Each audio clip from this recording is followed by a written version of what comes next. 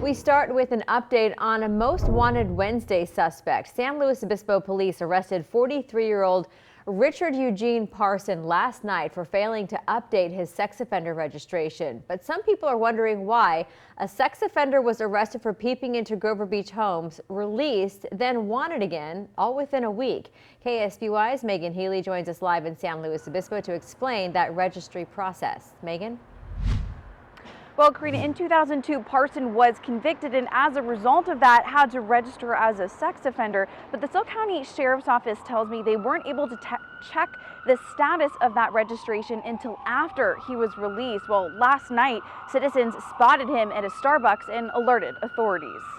Police say home surveillance video caught 43-year-old Richard Eugene Parson peeping into homes in Grover Beach. Officers there arrested him for prowling, but he was released shortly afterwards. Less than a week later, the San Luis Obispo County Sheriff's Office issued a felony arrest warrant for him for failing to update his sex offender registration. 2 arrests for 2 different crimes.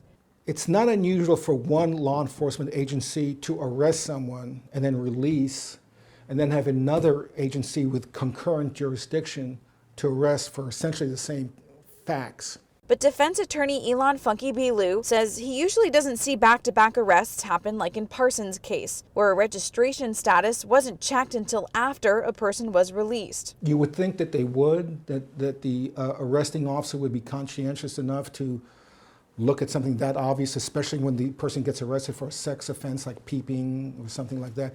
You would think. In California, sex offenders must register annually within 5 days of his or her birthday or upon moving residences. Deputies say Parson did not do that. But registry laws in California are changing. Starting in 2021, depending on their offense, sex offenders can petition to the courts to get their name removed. Now, according to state data, there are more than 120,000 registered sex offenders. But with that new upcoming law, sex offenders, depending on their crimes, like you heard, will be allowed to petition that registry, and that will usually mostly apply to misdemeanors and nonviolent crimes. Reporting in San Luis Obispo, I'm Megan Healy, KSBY News. Megan, thank you. And according to the California Department of Justice, California was the first state to create a sex offender registration law that requires convicted offenders with certain offenses to register with their local law enforcement.